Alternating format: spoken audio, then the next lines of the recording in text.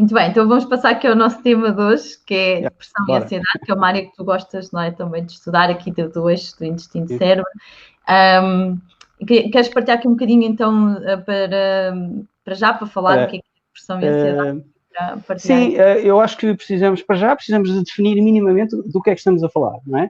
Portanto, Sim, não uma definição técnica correta, mas também não a definição popular de e tal, está deprimido, está triste, coitadinho. Não, assim uma coisa no meio. Eu guiei-me pelo DSM-5, que é o manual dos psiquiatras, para ver qual é que é a definição da depressão. Portanto, a pessoa tem que ter ânimo baixo, o que é que isso quer dizer? Tristeza, vazio, desesperança, etc. Durante a maior parte do dia, durante muitos dias, durante um longo período, meses, okay? Meses ou até anos. Uma falta de interesse generalizada por atividades, tarefas, seja o que for, né? Portanto, não me interessa, nada me interessa, não quero ir. Anda, vamos, vai ser divertido. Não, deixa estar, não, eu estou bem aqui e tal. interesse. Pronto, exato. Falta de interesse, falta de prazer ao fazer as coisas, né? Ao estar com pessoas, ao fazer seja o que for, mesmo coisas que antigamente eram divertidas, agora já não dão prazer. Depois, alterações alimentares também, ou um aumento de apetite, principalmente por porcarias, né? Por chocolates e outras coisas, ou uma perda de apetite também, portanto, no fundo, uma falta de interesse na alimentação, falta de interesse na comida. Alterações motoras, neuromotoras, ou seja, a pessoa pode ficar acelerada, mais acelerada nos movimentos, ou pode ficar mais letárgica, né? Mexe devagar, faz tudo devagar, né? Mesmo que queira fazer mais depressa, não consegue, está ali, aquilo parece estar no meio do lodo. Pronto. Fadiga. Fadiga constante. A pessoa já acorda cansada, né? E sem energia. E mesmo que não se sinta cansada, quando alguém lhe propõe para fazer qualquer coisa, né, a pessoa tipo, mede internamente o seu estado energético e diz não, deixa estar, não, eu não tenho Falta energia de para isso. motivação para alguma coisa, não é? Falta É, de interesse, não é? exato. Que mais? Agora, isto do ponto de vista, vá lá, emocional, não é? Mas do ponto de vista cognitivo também há aqui alterações importantes. Por exemplo, há uma clara diminuição da capacidade de raciocinar, o que é uma chatice, de raciocinar logicamente. Há uma dificuldade em concentrar-nos numa tarefa, ok? Por tempos minimamente prolongados. Portanto, se não há interesse, também não há concentração. Portanto, o foco diverge, né? Portanto, nada interessa. E, acima de tudo, dificuldade em tomar decisões. E é aqui que eu acho que é o aspecto mais tramado da depressão. É que se uma pessoa não consegue tomar decisões, por mais lógico que seja o raciocínio e por mais bem justificado que seja, a pessoa continua a não conseguir dar o último passo, que é decidir fazer, né? Isso vai estragar tudo, vai pôr uma grande entrave em qualquer terapia que se queira fazer, não é? Exato.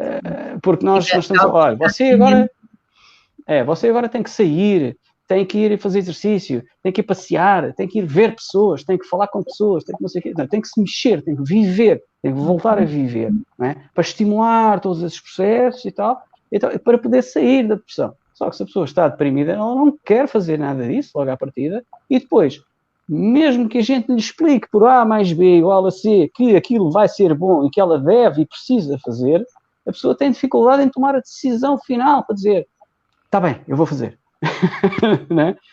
A pessoa fica assim naquele estado tipo pois, é verdade, eu se calhar devia fazer isso. E fica só no se calhar. Quer dizer, falta o decidir e o agir. Sim.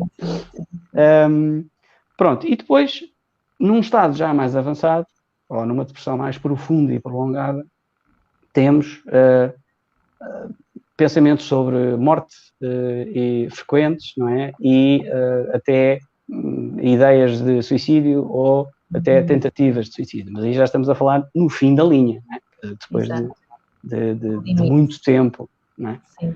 A pessoa acaba por não ver soluções, não é? E depois pensa que tem que viver com aquilo ou que tem que só há um fim, não é? Então aí estamos mesmo, não sei se alguém que está a ouvir-nos sente isso, não é? Que se calhar é importante perceber que há outras soluções, não é? Procurar ajuda é importante, porque lá está, é o limite, não é? O ideal é não chegarmos aí, não chegar a esse ponto, não é?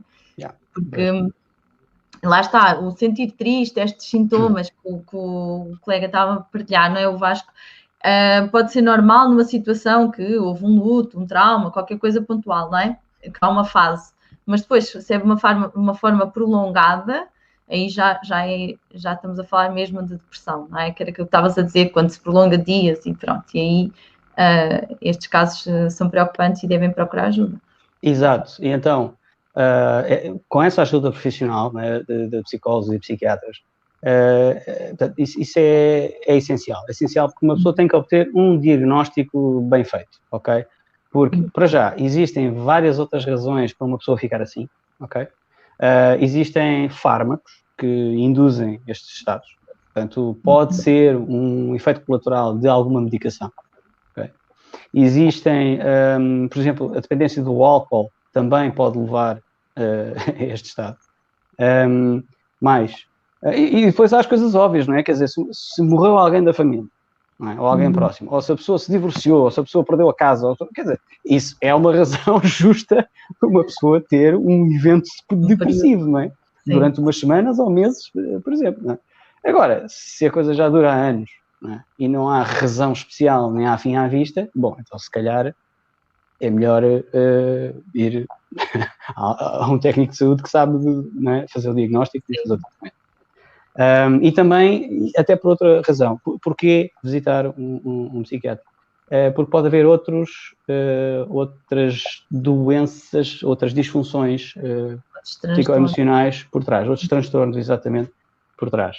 Portanto, a depressão ser apenas um sintoma de outra coisa mais profunda do cérebro da pessoa. Agora, mas também vamos falar de ansiedade. Então, o que é a ansiedade? Bom, obviamente, ansiedade e preocupação excessiva por coisas que, se calhar, não mereciam tanta preocupação, não é? E é uma preocupação constante, todos os dias, a maior parte do tempo, uma preocupação que leva a pessoa a sentir-se nervosa constantemente, não é? A tal ansiedade. E a pessoa não tem controlo sobre essa preocupação. Não é? Por mais que queira, não consegue parar de preocupar-se. Não consegue distrair-se, desfocar, fazer outras coisas, etc. Inquietação, sensação de estar preso, não é? De não ter saída, com os nervos à flor da pele, e também dificuldade de concentração e problemas de sono. E há aqui uma forma mais ou menos simples de a gente perceber, não é? Se estamos ansiosos, que é a irritabilidade, ou seja, nós estamos tipo, focados numa coisa qualquer, não é? Tal, problema para resolver, e agora estou a fazer isto e tal, não sei o quê, e chega o filho, ou a mulher, ou alguém, ou um colega ao lado, olha, eu queria, o que tu queres? Pronto, portanto, isso é o primeiro sinal que realmente nós temos com um excesso de ansiedade, não é? Às vezes até pode estar ali em silêncio, tranquilo, mas ser uma pessoa ansiosa, não é? Pode ser o que não quer dizer nada, não é? Às vezes aquelas pessoas parecem aparentemente calmas e tudo podem estar muito ansiosas. E a tensão muscular. Essas pessoas que somatizam tudo, que pronto, metem para dentro e não exteriorizam o seu estado, tipicamente somatizam, ou seja, aparecem essas tensões no corpo. Umas coisas que acontece muito é os nós nas costas, como é que se chamam? As contraturas musculares, nestes músculos todos, né, junto à coluna, e acontece muito as pessoas ficarem assim, tipo, parece que tem um prego espetado entre a omoplata e a coluna, né? Eu dei um mau jeito. Não é mau jeito. é mau gênio. A pessoa está sempre tão contraída o dia todo que nem sequer à noite consegue relaxar o suficiente para descontrair o músculo, não é? Então gera-se ali um foco em que o controle nervoso sobre o músculo deixa de funcionar. E o músculo está sempre contraído, sempre. 24 horas por dia. E, portanto, aquilo vai gerar... Fazendo movimentos também, né? Durante o dia, principalmente estas pessoas que vivem... E massagem para tirar as contraturas todas e fazer fluir todos os fluidos dentro dos tecidos e tal. Faz muita falta. Para quem tem tendência para a ansiedade, faz falta. Massagem, exercício, meditação. Estás a dar aqui umas dicas importantes. Exatamente. Sim. Pronto, acho que já está bem definido, já sabemos do que é que estamos a falar, não é? Sim, e a ansiedade é muito isso também, é a falta de, muitas vezes também de estar no presente, não é? O medo do que é que vai acontecer a seguir, por antecipação, não é? A pessoa sofrer por antecipação, não é? Ou ter aquela preocupação constante do que vem a seguir. E aqui também deve haver vários tipos de ansiedade, não é? Dentro daquilo que também estavas a explicar, mas de facto são coisas diferentes, não é? Mas no fundo são dois distúrbios que afetam a qualidade de vida das pessoas, não é? E costumam estar juntos. Há muita gente que oscila entre os dois. E pode ter os dois, não é? Pode ter os dois. Eu, na minha perspectiva, por tudo aquilo que eu já li e estudei, eu acredito no seguinte. Eu acredito que a ansiedade é uma coisa super comum na nossa sociedade, não é? Infelizmente. E ela esgota recursos corporais. E ao esgotar, aí entramos na segunda fase, que é a depressão. Portanto, eu acredito que a depressão, muito frequentemente, é consequência da ansiedade. Okay? Quando o corpo já está esgotado, já não tem mais para dar. Não é? E aí entra naquele modo que é, olha, sabes uma coisa, já não me interessa. Seja o que for, já não me interessa. Chega ao limite, não é? E a falta, se calhar, de aquilo que estavas a falar inicialmente, também parece-me a falta de interesse das pessoas por algo na vida, não é? Ou falta de fazer algo, não sei, porque quando a pessoa desmotiva completamente ou porque realmente surgiu algo na vida que mexeu, não é? Eu conheço algumas pessoas que, por acaso, eu tenho um caso clínico que é um bocadinho interessante, que depois, calhar, vamos falar sobre isto do intestino, não é? Eu posso partilhar. Mas há outros que têm a ver com perdas familiares e que ficam naquele sofrimento a vida toda, não é? E depois, se calhar, aí também pode ser um gatilho, não é? Pode haver aqui várias formas, mas aquilo que estavas a partilhar é muito interessante e faz sentido, não é? Faz muito sentido. Que o esgotamento, lá está, a pessoa já não tem por onde pegar energia e fica com um estado depressivo. E essa, a tua perspectiva de depressão, que tu dizes, tem a ver com isso, não é? A tua visão de... A minha visão é que, assim, é claro que há gatilhos emocionais, não é? Cognitivos, ou seja, aconteceu-me isto e eu fui-me abaixo, não é? Entrei em depressão, mas eu acredito que não é possível, ou é praticamente impossível entrar em depressão sem haver um palco preparado antes, ok? E esse palco é o quê? É uma exaustão do corpo, ok? Antes de mais, olha, eu quero mostrar aqui uma coisa muito gira, um livro que eu gosto muito, que é o António Damasio, é um neurocientista português que vive nos Estados Unidos, acho eu, que está farto de escrever livros sobre a relação entre o corpo e a mente. Ele é um neurocientista, ele preocupa-se com neuroanatomia, neurofisiologia, ok? Ele está lá sempre, neurónios, hormonas, neurotransmissores, etc., zonas anatómicas, funções, pronto, ele conhece os parafusos e as porcas cá dentro. Mas depois, aquilo que ele diz é o seguinte, e ele já escreveu 6 livros dedicados a este tema. A maior parte deles bastante chatos e compridos, mas que todos eles têm coisas, pérolas de conhecimento muito boas para quem quer conhecer a relação entre o corpo e a mente, e que deixam uma mensagem muito clara.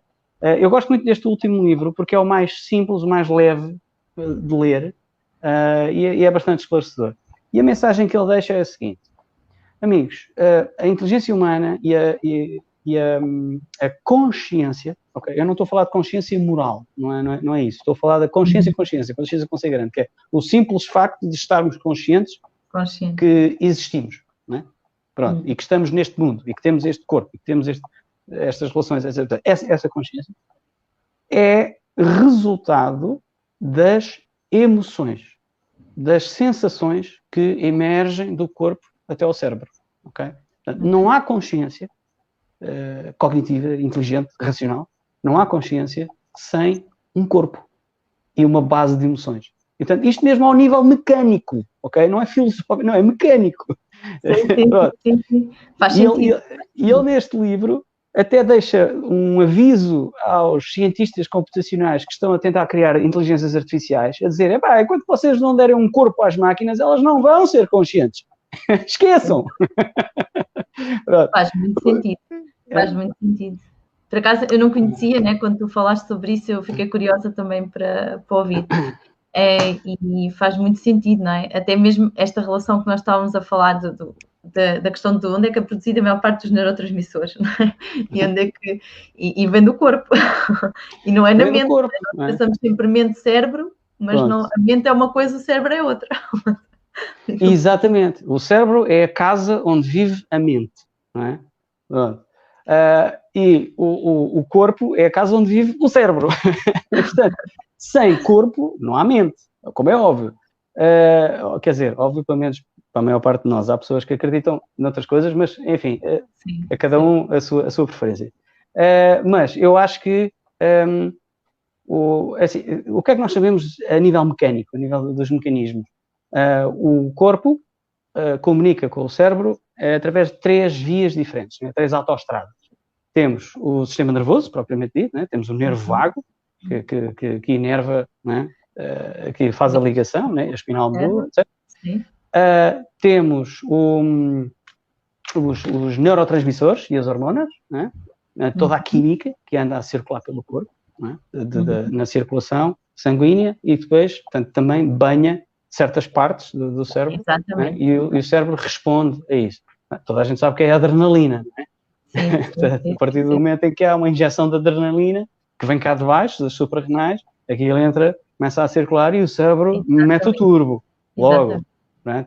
E quando estamos banhados em adrenalina, eu acho que isto é um bom exemplo, porque o nosso foco, né, nós deixamos de estar atentos a 300 mil coisas e não sei o quê, e de repente o nosso foco fecha completamente e nós ficamos assim, não é? Como o burro ou como o cavalo de corrida, não é? Só corre em frente e é só aquilo que interessa e temos que resolver e nada mais. Pronto. Ou seja, tudo isto serve para dizer o quê? Eu acho que tentar resolver a depressão ou a ansiedade só a partir da mente, não é? Trabalhando só com a mente, tipo, você tem que ter pensamentos positivos, você tem que... Não chega. O intestino é a grande trincheira de batalha no corpo humano, não é? Em termos de sistema imunitário. Mais de 60%, 70%, 80% das células imunitárias estão lá, não é? E, portanto, tudo o que acontecer no intestino afeta o corpo inteiro, logo. Seja através da química toda que liberta, não é, para o corpo, seja através das células imunitárias que são afetadas e programadas lá no intestino e depois andam a circular a fazer coisas, às vezes, nos sítios, principalmente no cérebro. Portanto, primeiro, há que tratar do corpo e há que tratar, acima de tudo, também do sistema gastrointestinal, ok? E temos que acalmar essa guerra que se passa nesses órgãos, ok? Se queremos, então, depois ter calma suficiente ao nível cerebral para lidar com este ou aquele pensamento, este ou aquele mecanismo que está, não é? Aquele vício, etc. Whatever.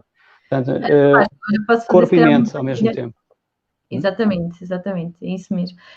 Vou fazer a partir daquele caso que eu te queria partilhar aqui, que era um caso clínico, que uma paciente tinha diarreia, portanto, uma disbiose já há anos, e lá está, tomava muita medicação psiquiátrica, porque ela estava com uma depressão imensa dos anos, não é? Já considerava a vida dela dependente daquilo, que já aceitava aquilo como uma condição para a vida dela. E quando eu falei disto, eu quase pensava que não estava a dizer nada demais, mas para ela aquilo mudou a vida dela. Porque, de facto, quando ela deixou de ter... Exatamente. Porque os medicamentos nós sabemos que também causa permeabilidade intestinal e depois se não houver ali uma boa alimentação por trás, um bom acompanhamento, isso também... Por isso é que é importante também trabalharmos aqui em conjunto com os médicos, porque eles não têm esta sensibilidade para esta área, não é? E a verdade é que ela diz que eu mudei a vida dela, não mudei nada, né? Ela começou realmente o intestino a funcionar bem, começou a sentir momentos de alegria que não sentia há anos na vida dela, mesmo em aniversários e tudo, que ela achava que aquilo era um momento para estar feliz, não estava. Portanto, ela, e de facto, e depois veio a perder peso, pronto, depois veio a ter outros efeitos secundários benéficos, não é? Mas tudo estava ali, não é? Porque nós absorvemos ali o triptofano e depois 95% da serotonina, não é? Portanto, a maior parte das pessoas que passa por depressões, ansiedade, tudo isso tem um intestino comprometido. E este foi um caso, para mim, foi marcante, porque anos de vida, não é? Faz, e a diferença na vida da pessoa, por acaso... Eu acho que o risco pior de uma pessoa que tem uma doença crónica é que ela passa a acreditar que aquele é o novo eu dela. Exatamente. É? Tipo, a partir do momento em que a pessoa perde a esperança de se curar, diz, ok, eu sou assim. E pronto, acontece, não é? As pessoas acabam por desistir, as coisas se arrastam durante muito tempo, as pessoas dizem, pá, olha, eu sou assim, o que é que sabe fazer? Pronto, dá cá o comprimido não é? E pronto. E vamos continuando, não é? Empurrando para a frente e tal. Pronto. Mas o nosso trabalho é precisamente puxar para trás, dizer, não, há aqui uma série de coisas que a gente consegue fazer, não desista já. Ok. Olha, aqui uma pergunta só para ti, Vasco, antes de se calhar passares aqui para a solução. Aqui o José pergunta em relação ao stress, se é a mesma, a mesma coisa que acontece, queres falar um bocadinho aqui sobre o stress? Quer dizer, agora depende de qual é a interpretação de stress dele, mas de qualquer das maneiras, o stress é um fator, obviamente, ou seja, é uma causa. Portanto, quanto mais estressante for o ambiente, maior é a probabilidade da pessoa ficar ansiosa, não é? E se juntarmos o stress e a ansiedade, então, mais tarde ou mais cedo, a pessoa vai quebrar e vai entrar em depressão. Portanto, obviamente, o fator é um stress. Aqui ligado.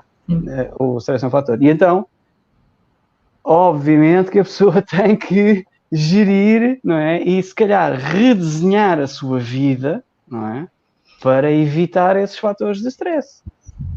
Como é óbvio, a maior parte das pessoas senta-se à nossa frente no consultório e queixa-se ou do marido ou da mulher, ou dos filhos, ou do patrão, ou dos colegas, ou de qualquer coisa desse género, não é? Portanto, há muitas pessoas que chegam ao nosso consultório com a tripa feita num 8 e a razão disso é a inversa. Quer dizer, não começou pela tripa, o problema começou pela cabeça.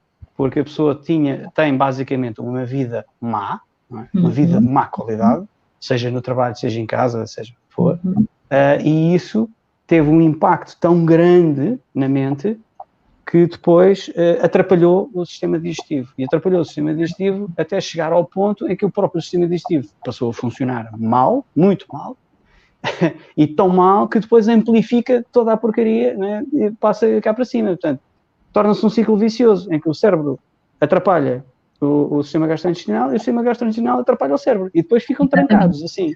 Né? Este nervo vago é bidirecional, não é? Portanto, há sempre aqui esta... É bidirecional e 70% das fibras vão para cima. E só 30% é que vêm para baixo. Ok? Portanto, há muito mais informação a fluir do intestino para o cérebro do que do cérebro para o intestino. O cérebro dá uns palpites, não é? Ao intestino, dizer, olha, eu acho que agora tu devias fazer assim, não é? Está na altura de fazer assim, ou está na altura de trabalhar mais, ou está na altura de trabalhar menos. Pronto. Mas depois o intestino dá todo aquele manancial de emoções para cima, não é? E que diz ao cérebro, olha, se calhar estamos no sítio errado e devias procurar outro sítio onde a comida é melhor. Olha, se calhar... Pronto, ele vai enviando estas... Só que são informações difíceis de perceber, não é? Porque são emoções, são fundos emocionais que estão lá. Não é? Temos aqui uma amiga nossa, a professora Alexandra Silva, que diz aqui que a importância da produção dos neurotransmissores, serotonina, dopamina. Claro, aqui o intestino é aquilo que o Vasco estava a dizer, exatamente, mais importante. Obrigada por estar aí também, Alexandra.